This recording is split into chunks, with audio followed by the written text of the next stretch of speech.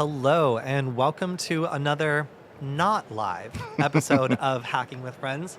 My name is Kody Kilian. I'm a security researcher at Varonis, and today I'm joined by the fantastic Kilian, also at Varonis. And today we're going to be talking about the RSAC conference and all the fun and exciting things that have been going on. For a hacker conference, there's maybe not as much to do as you would expect at DEF CON for those people who really want to get, technical, but I don't know. There are some pretty cool talks here, and I'm about to go to the RSAC sandbox, and I feel like I actually have just been missing it the whole time because I found out that some people I like very much who go to DEF CON, IoT Village is actually set up there with a bunch of hands-on stuff where you can dump the firmware from an IoT device and look for secrets. So I think that all my yearning for something technical, I just should have gone upstairs. Apparently. Well, I was excited as I was walking around a little bit earlier. I found a lockpicking area at one of the booths, so I was excited for that. That was one of the things that we talk about a lot at the DEF CON or the more hacker-focused conferences. So it's nice to see a little bit of bleed over here. So we also, over at the Varonis booth, had a bunch of DSP M&Ms that people have been absolutely rating throughout the entire conference. So I looked at the lockpicking booth, and I looked at the DSP M&Ms being rated, and I was like, what if we have the DSP M&Ms under like a little behind a lock, and the idea is you can get them, you just have to pick the lock in order to get in and do it. And I was just like, the only thing that's missing from that booth where you can do lock picking is a prize when you actually get in there.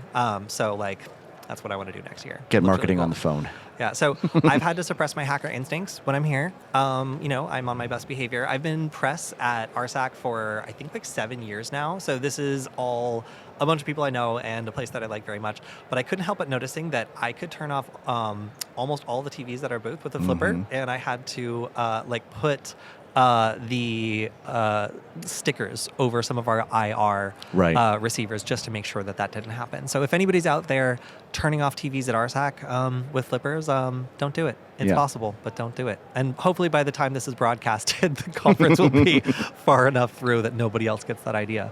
So it has been, again, tempting. There are some very big screens here, but also some other hacker stuff going on here.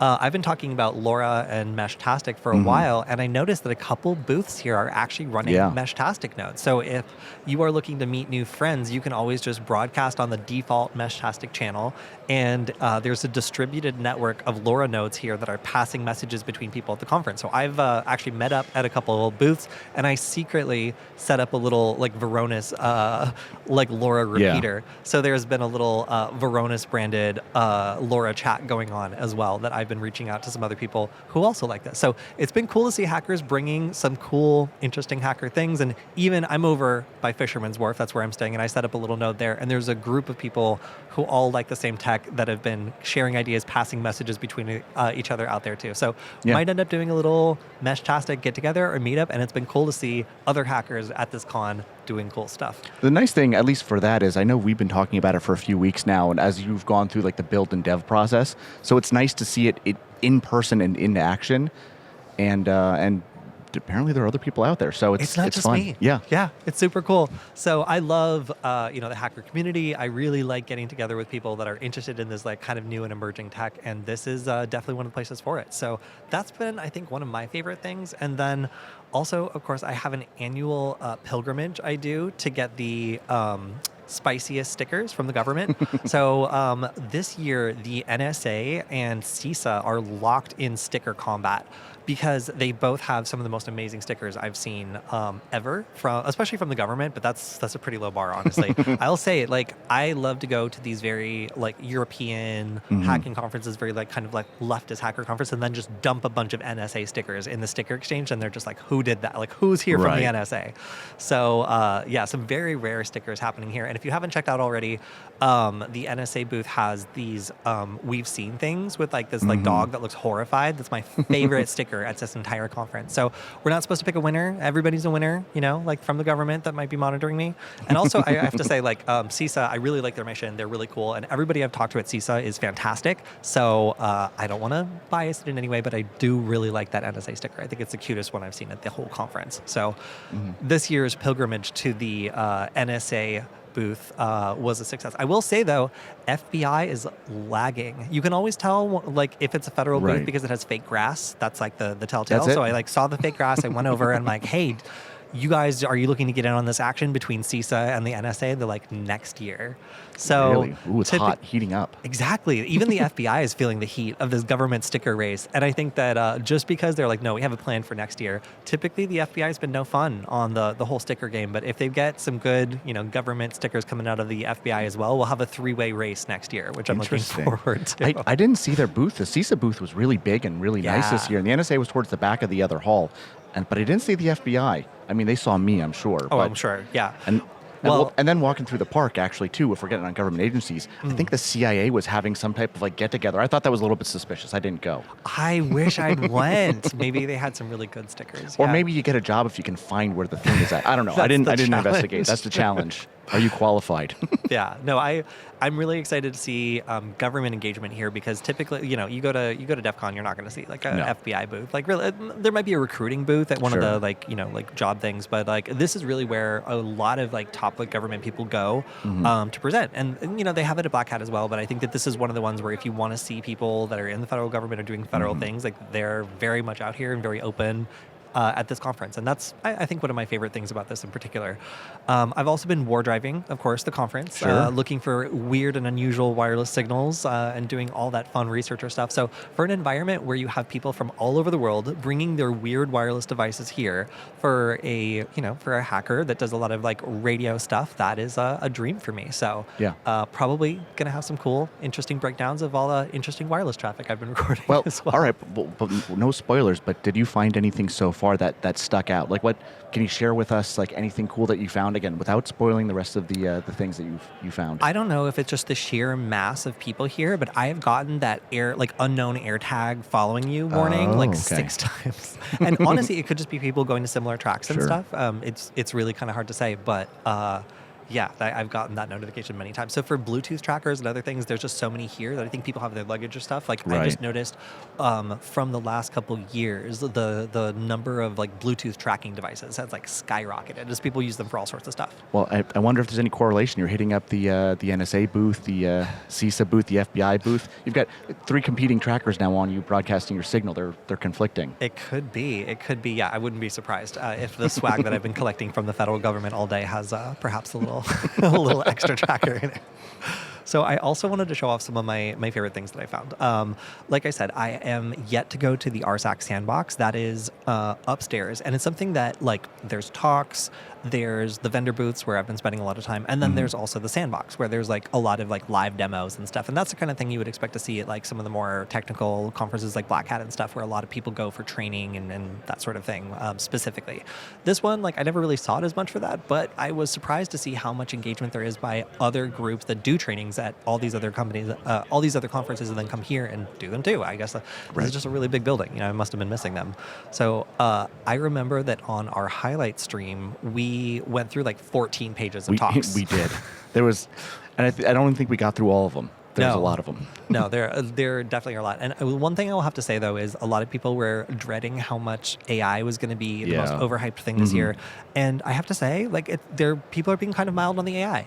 When it comes to just the AI this, AI that, the messaging wasn't as crazy as it was when it was zero trust and a single pane of glass a couple years ago, and everybody had that on their stuff. Right. People are more diversified than I expected. And I have to wonder if that's because maybe some people rolled out some AI products that maybe had to be rolled back in a little bit, or that they maybe don't want to be highlighting as much as they thought they did.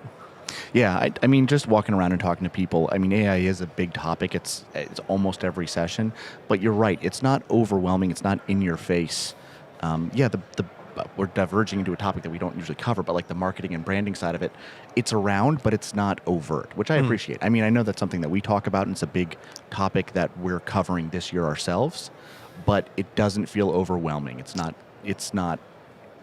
really hitting you in the eyeballs. Yeah, kind of surprised me. Yeah. And I honestly like that. I like to keep it to things that are just the important stuff you need to know, because there's a lot of fluff around AI right now. A lot of people want to talk about it, but I think that we came up with some cool stuff. So did you want to talk about some of the keynotes that we did? Because I actually, of all the AI stuff, the stuff that our researchers got AI to do was probably the both funniest and most alarming from a hacker perspective. Listing the salaries of all of your coworkers when you make a simple request for barely related data that you shouldn't even have access to.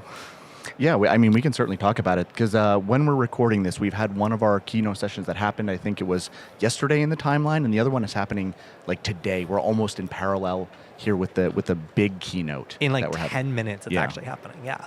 That's why. Well, logistically, that's not why we're not going live right now. But we want to, we don't want to take away from that. Yeah.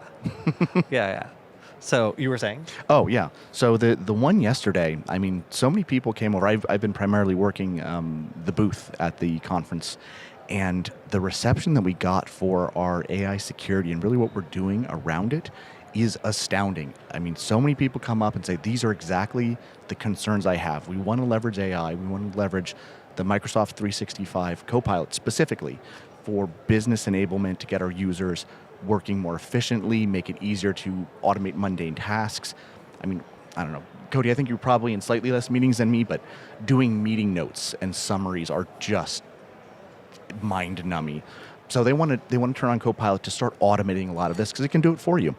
But their main concern, the main challenge is they are terrified that we've spent years and years and years now sharing things and collaborating and creating teams and adding people and everybody org-wide links, all that other good stuff, because that's what we do. It's meant for collaboration. And now Copilot's come along and said, hey, those things that were a little bit dodgy back then? Well, now Copilot's going to look at every single one of those because it has access on your user context, and now it's in scope. So every random project you've ever been shared on that might have given you like elevated privileges, maybe to a folder you didn't fully explore, like Copilot now is using that as the source of its data when it's pulling things up. So that could be all sorts of things that like you don't mean to expose. And instead, when you make a request, it just goes and helpfully finds information that you that maybe didn't mean to make public. Oh, absolutely. Yeah. Yeah. I'm super guilty of it. I know, Kody, we got to collaborate on a Docker presentation, and I got to work with our creative team, and I got to work with my management, and I got to work with marketing to get sign off, or the research guys. And you know what we do? Instead of creating links for every single one of those, everybody with a link can use it. It's fine. it's okay. Well, guess what? Now that it would be in scope for Copilot, and we're all guilty of it. We got things to do. Yeah, the training data has always been like one of the biggest questions when it comes to AI. Like, what is it trained on? If it's trained on all the stuff you've been shared on, like if it has the same like context that you do and it can search through that and stuff, then people oversharing in an organization could end up just giving the AI way more private data than it's supposed to. And of course, like, we talk a lot about like regulation and people potentially getting sued for leaking data. Like some of these AI chatbots have already caused trouble. So we were doing our 2 truths and an AI quiz today, and one of my favorite ones is that, like, I think it was like Air Canada had to honor a refund policy that their AI chatbot invented. So if these AIs have the ability to potentially go off script, then if you also inject potentially data that's not supposed to be out there, imagine if it was also giving out like PII of like customers in response to these requests. So like there's a lot of things that could go wrong, and there's definitely a lot of interest in like reining in some of these AI tools that are effective. And even though like I think that maybe some of these whiz-bang AI products like didn't pan out the way that some of these people were hoping for, there is still a strong business interest in it. And I definitely see that people are concerned about all the little mistakes that they might have made in the past with access management that end up supercharging all the potential mistakes this AI could make. And we haven't even talked about anybody who's trying to build their own AI, because that's another hot one. For an out-of-the-box business enablement, Microsoft is leading the pack in a lot of ways, but I've talked to a number of organizations who are saying, yeah, that's cool, we're probably going to use it for some business enablement, but we want to use it for business intelligence. So they're creating their own AI based on like blob storage or database and some other structured things, and really understanding what we're putting into there that they're going to train it on internally for themselves too. So that's a whole other can of AI worms that we haven't even touched on yet. Yeah, so this is definitely the conference to come to have conversations about the way that this technology is interacting with businesses and what they're scared about. And really, like, I kind of see RSAC as like a benchmark for the anxieties of what most businesses are worried about, and seeing the kinds of topics that people are showing up for and are really like interested in. Like, we were all expecting AI, but like, like the specifics this year are a little surprising. Like people are more interested in the details of what these tools they've already committed to using might be exposing. And that's opening up a new conversation. Yeah, they know they're going to do it. Everybody's going to do it. What does it mean now? We're down this path. There's no going back. So, all right, I want to talk about booths here. I am a huge nerd for like marketing, PR, like all that stuff. And the fact that this conference is so expansive, so many vendors are here, so many people trying to differentiate themselves, it's really like pure branding. And I love to see like going through the conference, like what people have done to either try to differentiate themselves or just do something that's clever. So some of the stuff I want to talk about is just sightseeing. If you were here, what would you remark on? And of course, I'm going to go over the government booths. Expect a lot of fake grass, that they really like that. But also just some clever ideas. And of course, also talking about some of the cool stuff that we did at the booth, because I got to participate in that a little bit, and I'm very proud. So showing off a little bit of the stuff. First off, now that we're on my screen, this is just how busy it is here. Like it is extremely busy at this conference. I have like a little walkthrough where I'll actually show like what it looked like before, on the day before anybody except booth staff was allowed in, and then the day after where it just kind of exploded with people. But going through and getting trying to get from point A to point B is quite challenging downstairs, just because of the sheer number of people.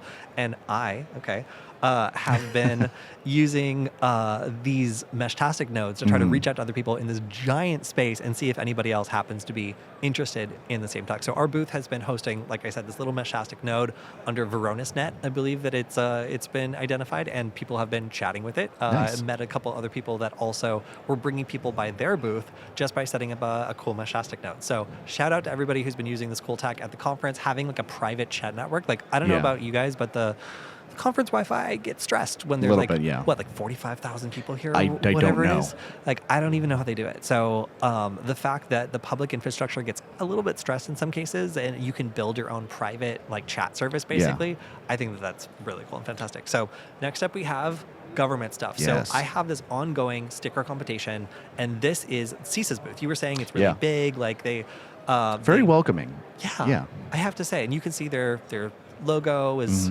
The eagle looks a little bit serious, but it's got like some cities and infrastructure and stuff. It makes it very clear what their mission is. And if you don't know, CISA is in charge of making sure that America's businesses and infrastructure is up to snuff. That it is being aware of vulnerabilities that come out. It's patching. It's also aware if there's a dumpster fire that's ongoing and like they need to take immediate action. So they have the ability to order other federal agencies to patch things, fix things. It's something that is relatively new, and seeing them have a bigger and bigger presence here is really exciting for me because like I think we cover them on our news stream constantly every single week, because they are the number one, in my opinion, like driving force for good in the federal government for like critical infrastructure and all these people in our industry that just don't know what they don't know when it comes to these like breaking news events. And they're very well tied into other federal agencies. Often like the NSA and CISA will be doing like joint releases, and that usually means that the NSA found something. They're like, hey CISA, this one's really bad. You should let them know.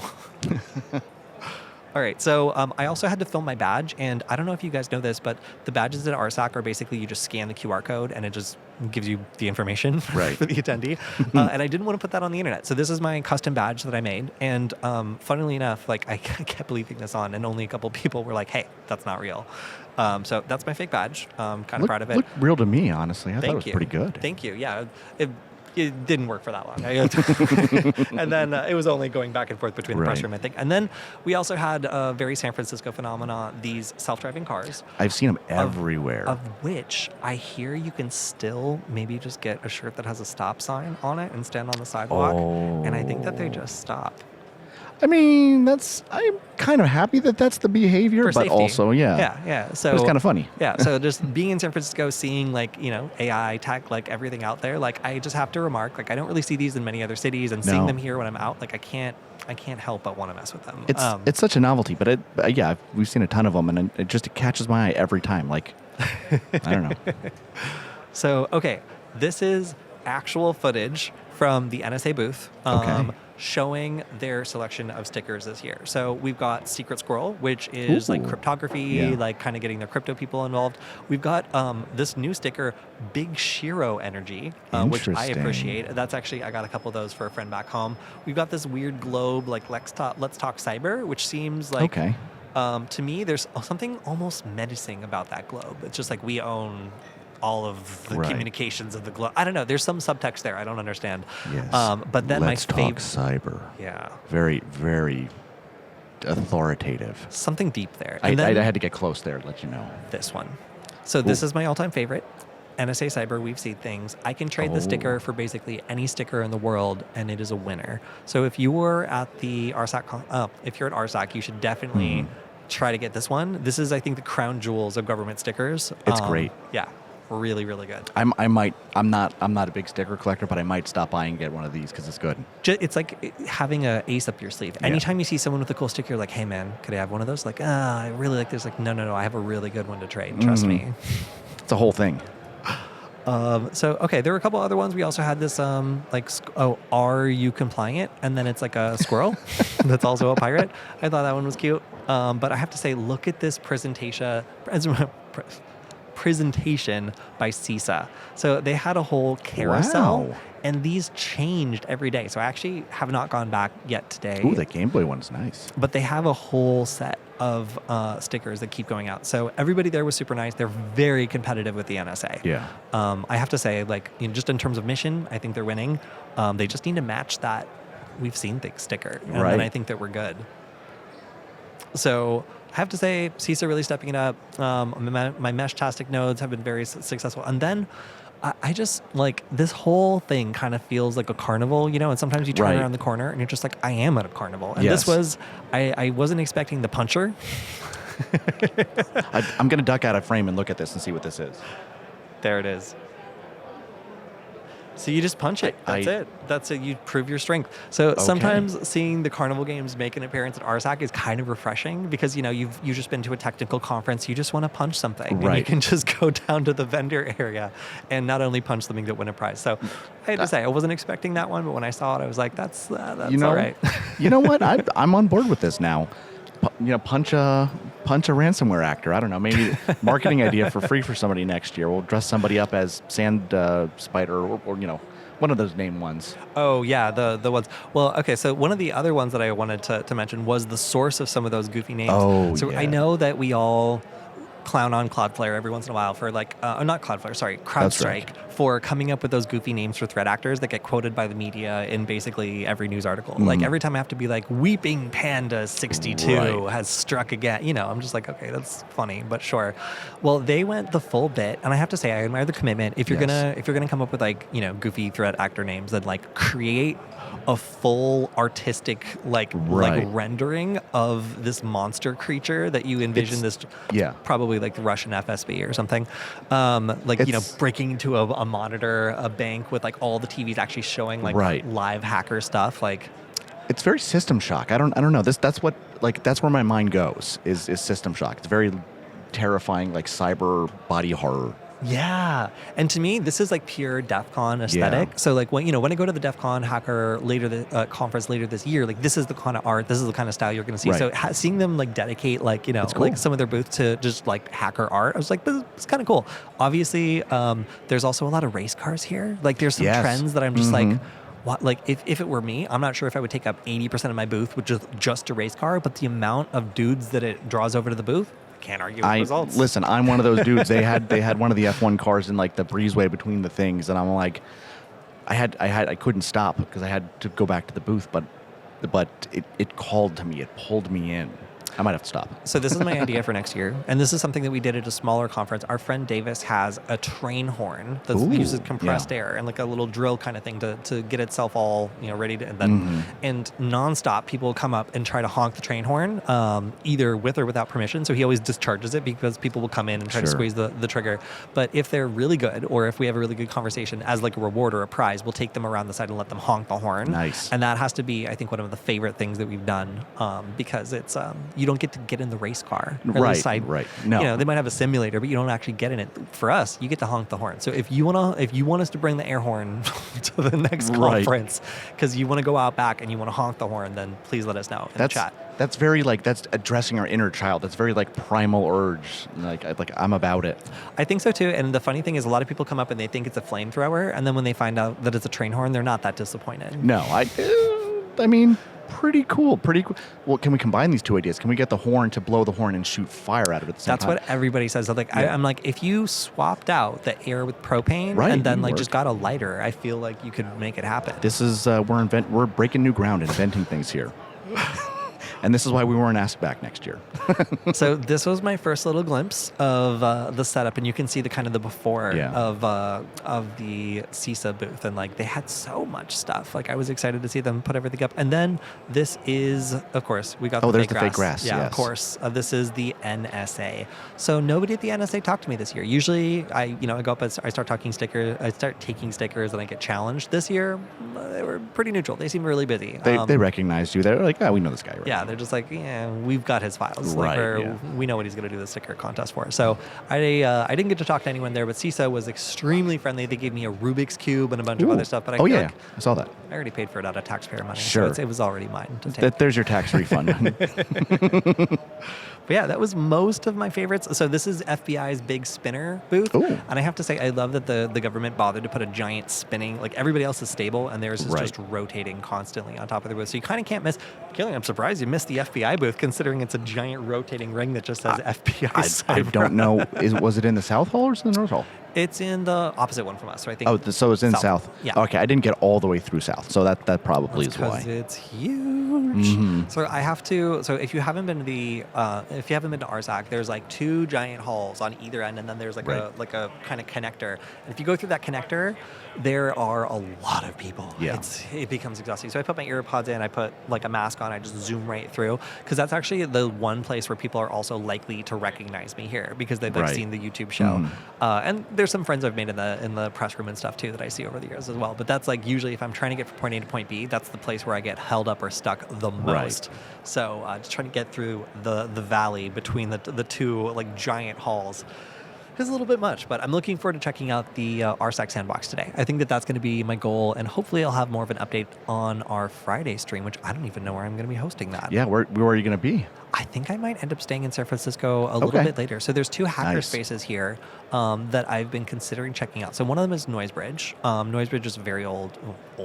It's a very well known like hacker space that's been around for like over a decade, I think, and a lot of people are just like, you should check it out, but I don't endorse it. So it's kind of a mixed kind of endorsement of it. And then the other one was Queries Labs, which has an amazing website, and I emailed them and they seem very friendly. So I might go out and check them out. But I just have to say, being around hacker spaces again is one of my favorite things. Like being at these conferences, a lot of people will go, like they'll check out the conference and then they'll go to their local hackerspace to unwind or work on a project or do something cool. So if any of you are in San Francisco, if you're working on cool stuff, let me know your favorite hackerspace, and also let me know if you're going to be at Noisebridge or Queries Labs, because I'm going to check them out.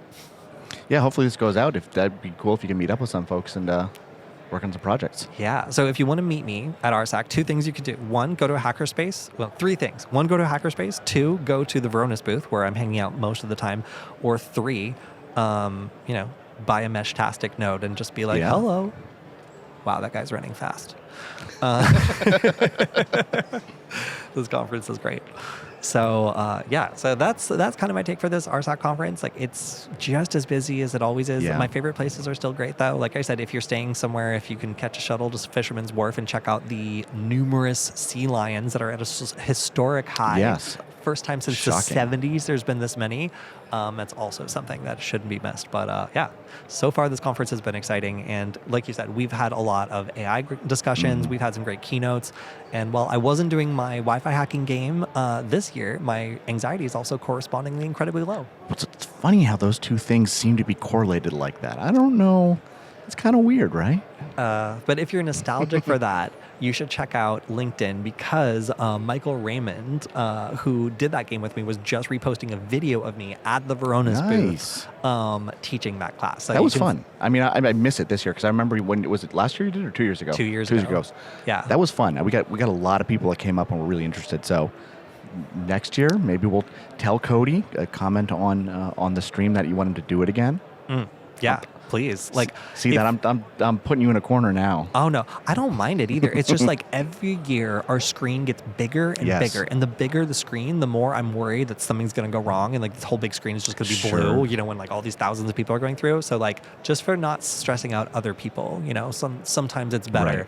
But no, like I love doing interactive stuff. But I think honestly, the sandbox or some of the other events that I haven't really had time to check out before because I've been pressed and I've been focused on other things. That's maybe where I'm going to be leaning towards doing some more events next year. So check it out. And also stay tuned because I think we're going to try to bring more Varonis people and have me and some of the other cool researchers here come to DEF CON this year. And Nice. we've all been kind of going to DEF CON like independently. Like we haven't organized something, but we have so many cool researchers who are discovering so many cool things that we realize that like DEF CON is exactly the place where people love to hear that stuff, all the technical, gory details. So I know there's a lot of cool people from Varonis that are going to be there. I'm going to be with them, and we might end up collaborating with IoT Village. So I'm going to go head up and talk to them in a little bit and see, like, you know, like maybe we could do something really cool. Yeah, that's why I love this also, because like people bring their best game to every conference, you know, and like here I get to see a little bit about what IoT Village has planned for DEF CON and kind of see where we might fit in. So going to be really exciting.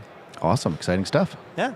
Cool. So that's just about all we have for now. I have to also thank the RSAC people for setting up this lovely space for us. Last year, we had a totally different experience where like we had to compete with other people for like a relatively small space, and most people were just taking selfies. So this year, like it was so nice to be able to schedule it in advance, sit down, relax, and just have like a discussion about the conference. So it's been wonderful here. And also, I have to give a shout out to Emily, who was wonderful about making me feel welcome here for like my 6th or 7th year as press. Everybody here is just fantastic, and I've been feeling like I don't know, a member of this community since I started going here, like as a YouTuber back when I was doing the Nullbyte channel and didn't really know anyone. So yeah, feeling welcome to this conference, even though San Francisco can be a little bit overwhelming, has been a part of my life for years now, and it's just nice to be back. And also, the fashion. I have to say, the business people who come here dress up so fancy. I have not seen people go for it this hard all year. So I'm not allowed to review outfits on the show. I'm very sorry. I've been told that I can't do it. But if you were here with me, I would have a lot to say. Side hustle, maybe. Oh my Side gosh. hustle. Yeah, no, that's amazing. So that's all we have for this episode. If you want to support the stream, you can go to varonis.com/Kody to let them know you appreciate seeing us twice a week live, except this time, which is when we're semi-live. And we will keep the stream going. And yeah, big thanks to Kilian for taking some time out of talking to our precious customers at the booth to come up and have this fun little chat. This is great. Thank you. I love being here. This is awesome. And it's a nice break. It's nice to kind of recap and digest what we've seen, and I'm ready to get back and talk to our customers more. So I don't know where I'm going to be streaming from on Friday, but expect to see me live maybe from a hotel room in some random place in San Francisco, or maybe even from a hackerspace in San Francisco. That would be ideal. But we'll see you on Friday with some follow-up from the RSAC conference. And yeah, we'll talk to you then. Goodbye, everyone.